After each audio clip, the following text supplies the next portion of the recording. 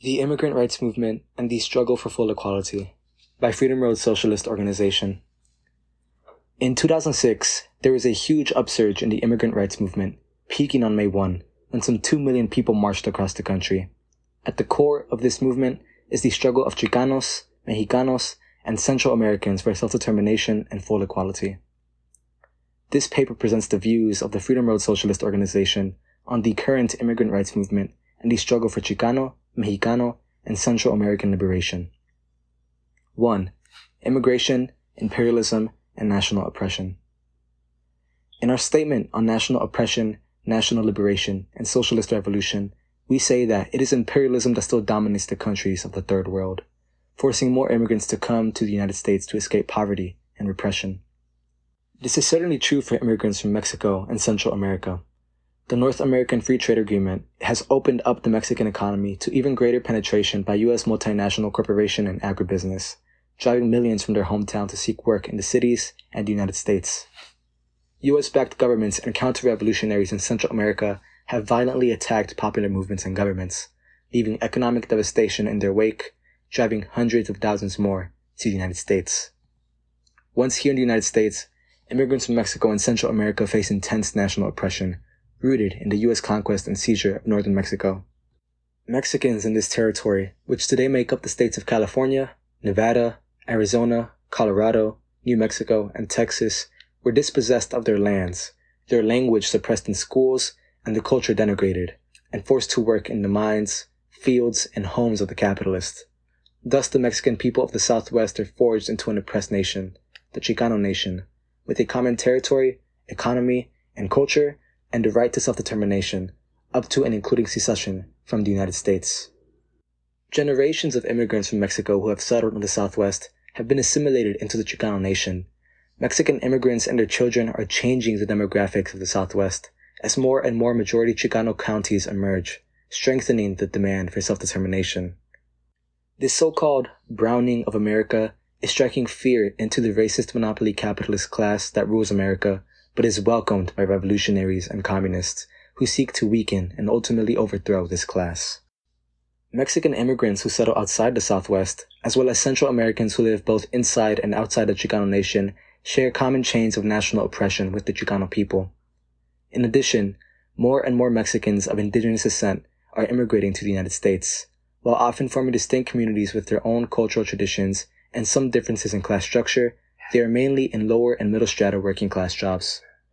All suffer from inferior schools and barriers to getting a college education, as well as residential segregation and discrimination in renting and buying homes. Police brutality, a racist injustice system, and the immigrations and customs enforcement plague Chicanos, Mexicanos, and Central Americans of both mestizo and indigenous descent. Today, the anti-immigrant movement is trying to copy California's Proposition 187, passed in 1994, which tried to deny government benefits to Latinos and localities around the country. H.R. 4437, which passed the House of Representatives in 2005, tried to criminalize the undocumented and militarize the border. These attacks are targeting Mexican and Central American immigrants. This attack also affects many Chicanos, who are neighbors and relatives of immigrants, and who are still seen as foreigners, no matter how many generations they have lived in the United States. Many Chicanos know of the mass deportations of the 1930s, where people of Mexican descent, whether immigrant or American-born, were driven out of their homes and communities and sent to Mexico. The attack on Mexican and Central American immigrants has also led to an attempt to eliminate family reunification, which is also an attack on immigrants from Africa, Asia, the Caribbean, and South America who mainly come through family ties, and who can be allies in the struggle for immigrant rights. The anti-immigrant movement has also promoted the revival of a bracero or guest worker program. This would cement into law a second-class status for Mexican and Central American immigrants, stripping them of their rights to residency, family, education, and economic opportunities. A guest worker program would also undermine the labor movement and promote lower wages, and bring many unions into the struggle for immigrant rights.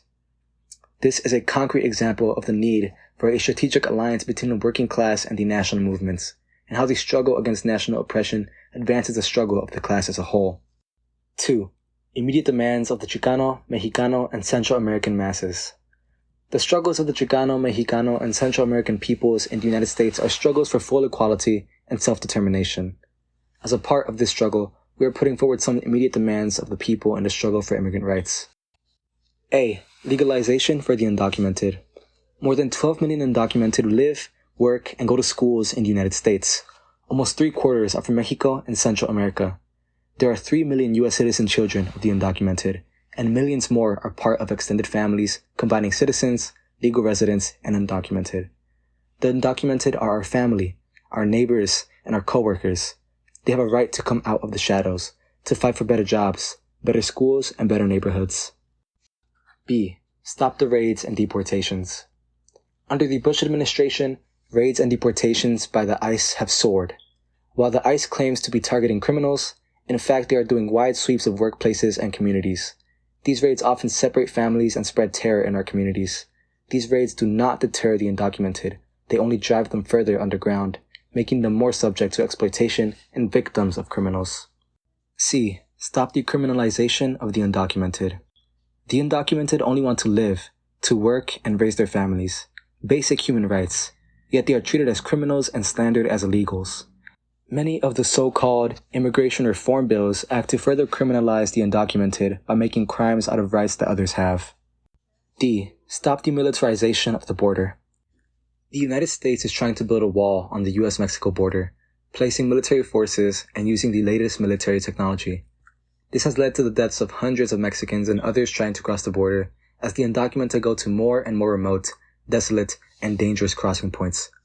Ironically, the militarization of the border started under the Clinton administration has actually increased the undocumented population in the United States, as workers fearful of not being able to go back and forth from Mexico now try to bring their families here. Militarization is also increasing the role of drug smugglers who are using migrants as drug runners in exchange for passage to the United States. E. Maintain and expand legal immigration through family reunification. The vast majority of legal immigrants from Mexico and Central America come through family reunification. Almost half of legal immigrants from Mexico were undocumented immigrants at some point. The proposal to end family reunification and admit legal immigrants on the basis of education and English-speaking ability would hurt Mexicans and Central Americans the most, and is an attempt to force these countries to accept a guest worker program. What is needed is an expansion of legal immigration through family reunification to clear away the backlog that can be longer than 20 years. F. Full equality of languages. Anti-immigrant forces are promoting English-only policies, attacking bilingual education and the rights of workers to speak their own languages on the job. While claiming to target the undocumented, these proposals are an attack on all immigrants and all Latinos, whether immigrant or native-born. G. No guest worker program.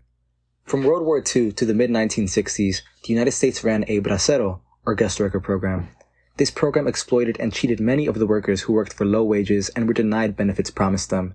The program ended because of the civil rights movement, since it was a clear example of second-class status given to a racial minority. A new guest worker program would institutionalize the second-class status of Mexican workers, prevent them from having a normal family life, and keep them from becoming legal immigrants.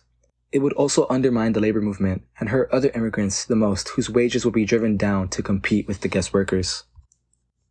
3. Class forces and the Chicano Latino movement for immigrant rights. The goal of FRSO and the immigrant rights movement is to root ourselves in the working class, to build the leadership of the class, and to help Chicano, Mexicano, and Central American workers make allies among the other nationalities, and form a broad, multi-class united front. Our grassroots work has two key tasks at this time. First is our central task of party building, by winning both the advance to Marxism-Leninism and recruiting them to our organization, and through the popularization of a socialist perspective through distribution of fightback, red flags, etc. The other task is to develop mass organizations that can unite the Chicano and Latino advanced and intermediate workers and progressive petty bourgeoisie, and can carry on consistent day-to-day organizing in the community. These two tasks help each other. Recruitment will provide a core to build a mass organization, while mass organizations will help to bring forward the advance that we can recruit. In addition, a stronger grassroots force will help to build a broader united front. A. Monopoly capitalists. The monopoly capitalists ruled the United States through their two parties, Democrat and Republican. The monopoly capitalists are the enemy of the Chicano and Latino struggles for self-determination and full equality, as their corporations are the ones that profit from the low wages paid to workers. Their tax cuts take monies from our schools, and their homes are gardened, cleaned, and cared for by domestic workers. At the same time, the monopoly capitalists are deeply divided about what to do about immigrants. One sector sees the growing population of Chicanos and Latinos as a threat to their rule. They fear that immigrants are bringing in traditions of class struggle and openness to socialist ideas that could revitalize the labor movement and hurt their profits. They also fear Latino culture and the Spanish language will undermine their dreams of Anglo-American domination of the United States and indeed the world. This sector, represented by supporters of H.R. 3347 nationally and anti-immigrant bills locally, whips up racist and anti-foreign sentiment to portray the undocumented as criminals and terrorists, supports more raids and deportations, and is based in the right wing of the Republican Party. They and their policies must be opposed. The other sector of the monopoly capitalists is concerned with maintaining a stable supply of cheap labor, especially for agriculture, and seeks to gain from the growing Chicano and Latino markets. This reform sector also seeks to co-opt the immigrants' rights movement through laws such as the Immigration Reform Act of 2007, which was supported by liberals such as Senator Kennedy of Massachusetts, as well as conservatives such as Senator McCain of Arizona, and even President Bush. Under the disguise of immigration reform, the 2007 IRA would have eliminated family reunification and offered the undocumented guest worker visas, since their residence would be based on continued employment. The 2007 IRA included an expanded guest worker program and further militarization of the border and criminalization of the undocumented in compromise with the other sector. We must expose this sector of the monopoly capitalists as false friends of the immigrant rights movement. B. Chicano bourgeoisie. The Chicano bourgeoisie have a dual character. On the one hand, they are a part of the capitalist class and support capitalism. On the other hand, they have ties with the national movement, and often their economic and or social base is among the masses of Chicanos, Mexicanos, and Central Americans, and thus they are most responsive to the needs and demands of the people. Economically, the Chicano bourgeoisie are under pressure from the U.S. monopoly capitalists, and to a lesser degree, the Mexican big bourgeoisie, who are taking over much of their market. Politically, they are represented by state and national Chicano politicians and are mainly in the Democratic Party. Their dual character can be seen in the Chicano Congress People's sponsorship of the Strive Act, which had both positive and negative characteristics. It continued the militarization of the border and criminalization of the undocumented in order to try to appease the anti-immigrant sector of the monopoly capitalist. It also maintained and expanded family reunification, which would benefit Mexicano, Latino, and other immigrants. While it had a guest worker program reflecting the interests of the cheap labor sector of the monopoly capitalist, it would allow these workers to become legal residents as with other temporary worker visas, which is very different from 2007 IRA. Also differing from the 2007 IRA, it did not mandate continued employment as a condition for the undocumented to get legal residency, although it did put up a number of hoops that would have been barriers for many undocumented trying to legalize their status. Our attitude towards the Chicano bourgeoisie is that we want to maintain the independence and initiative of the working class, and in no way subordinate the mass movement to legal maneuvers in Congress. At the same time, we have to recognize that only the Chicano bourgeoisie and their national representatives are the ones that are going to have to carry any legalization bill through Congress and the Senate, so we want to pressure them, but do not want to make them the target of the immigrant rights movement. The most important factor is the actual strength of the mass movement. The stronger the movement, the greater an influence of the masses on the Chicano bourgeoisie. The weaker the movement, the stronger will be the influence of the monopoly capitalists. C. Petty bourgeoisie. The Chicano, Mexicano, and Central American petty bourgeoisie is made up of professionals, managers, and small business people. The petty bourgeoisie, especially from the national movements, is constantly ground down and hemmed in by monopoly capitalism. Many from the petty bourgeoisie joined the mass movement for immigrant rights. Many Chicano and Latino-owned businesses closed in support of the economic boycott of May 1, and a few distributed free water and other supplies to the marchers. The small business sector often saw the immigrant rights movement as a way for Mexicano and Latino immigrants to achieve the American dream, aka home and business ownership. Some of the Catholic clergy spoke out for immigrant rights, while others brought students from their schools to the marches. Journalists and DJs in the Latino and Spanish language media played a large role in mobilizing the masses for May 1. They have a relatively large impact given the unorganized nature of the working class. They are connected with the masses, but owe their jobs to the Chicano bourgeoisie and monopoly capitalists, so they may promote reformist ideas such as flying the American flag. Many of the political activists in the immigrant rights movement represent the petty bourgeoisie who are professionals and managers associated with nonprofit organizations. They see themselves as part of the movement for social change and are former student activists. They can spend many hours working to build the mass movement and providing services to the masses in terms of healthcare, immigration law, etc. Some are connected to leftists or former leftists in the nonprofit sector and may be influenced by radical scholars since most have been to college. There is a strong Alinskyist tendency in this sector. The NPO activists also tend to have ties with many of the labor union staff people, and there is some overlap in that unions have been trying to recruit student activists as labor organizers.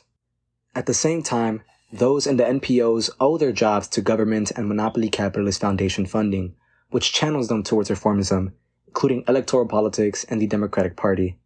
They often try to limit the participation of the masses, so that the college-educated can lead and use the mass movement for their own ends. At times, they will put themselves at the head of the mass movement by focusing on the program, speakers, etc., even as they do little or nothing to organize the masses. In some cities, they have split from the more grassroots, working-class activists to hold their own events, which often ended up being much smaller. This shows that their actual mass base can be quite small.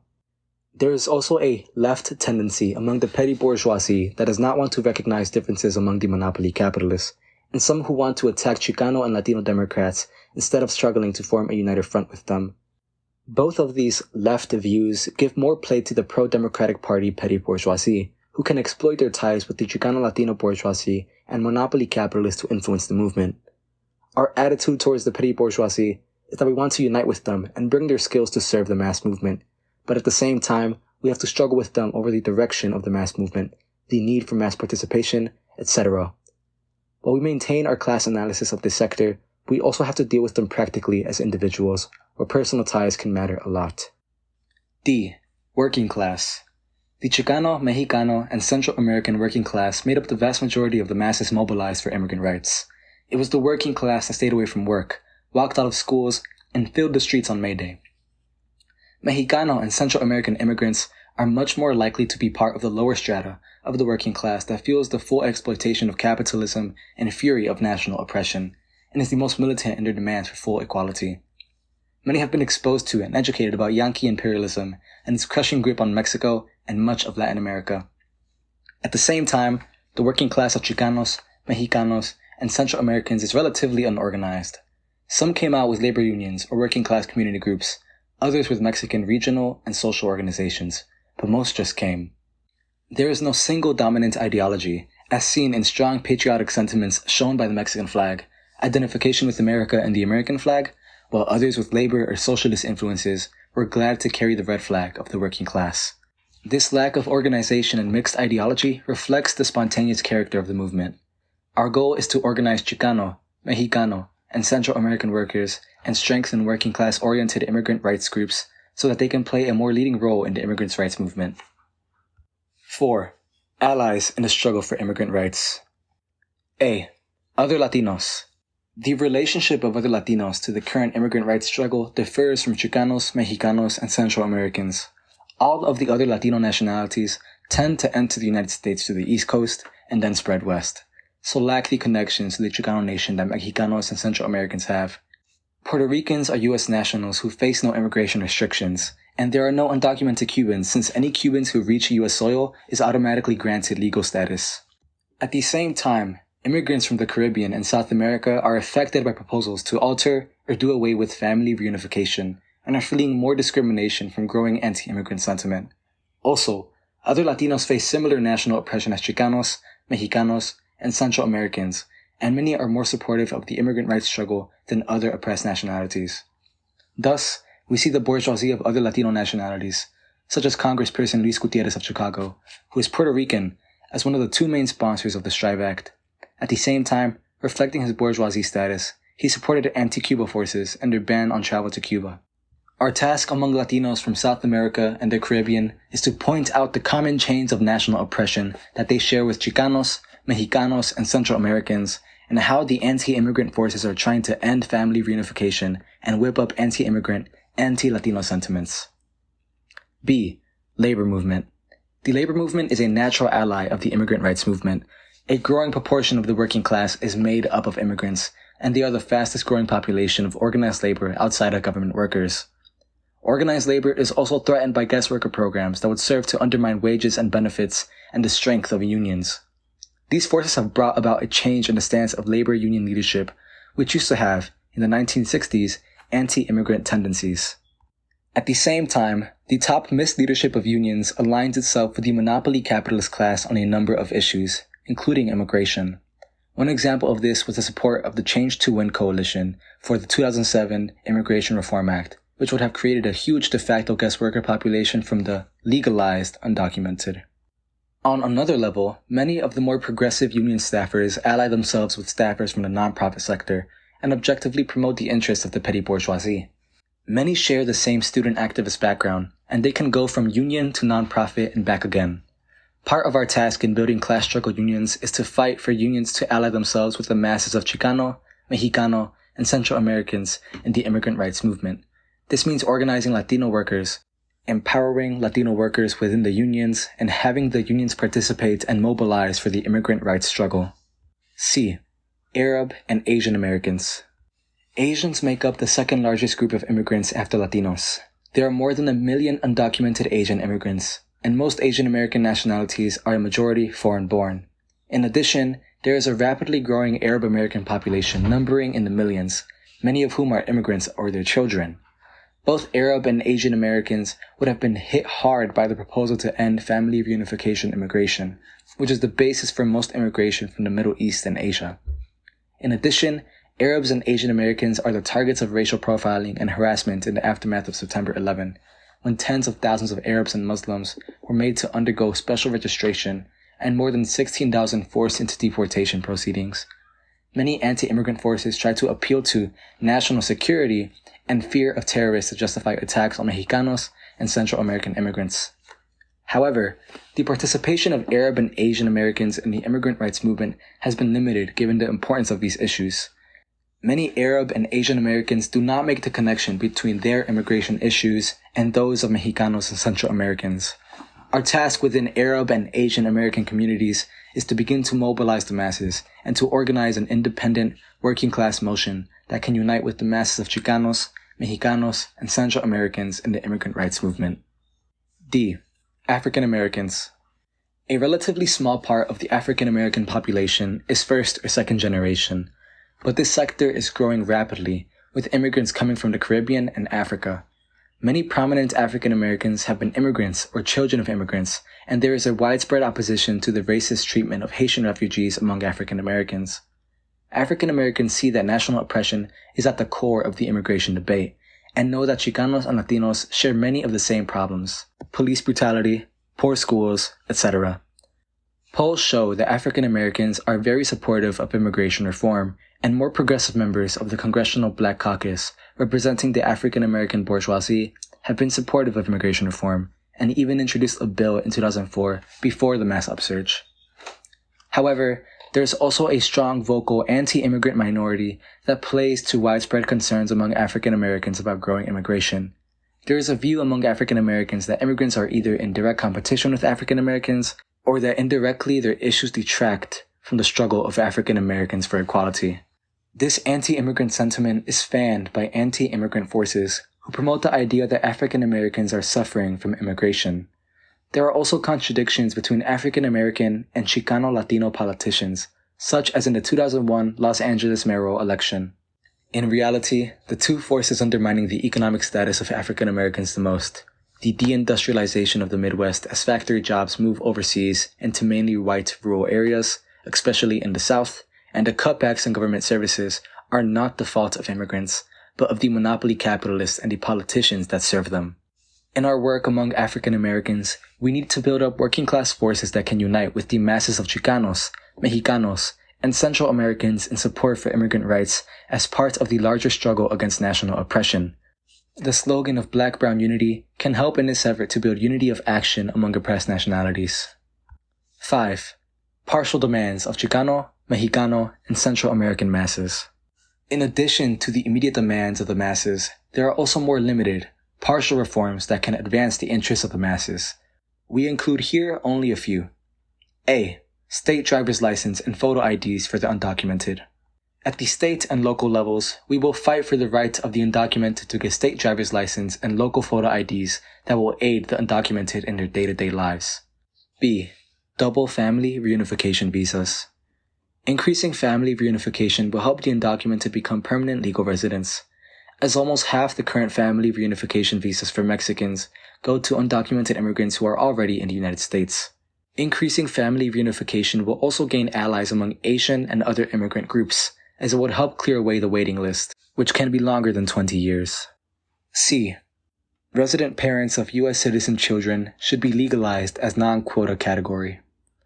Right now, U.S. citizen parents can bring in their foreign-born children over and above any national quota. There should be a new category of resident parents of U.S. citizen children who can become legal permanent residents, again, without a quota. The Immigrant Rights Movement and the Struggle for Full Equality by Freedom Road Socialist Organization.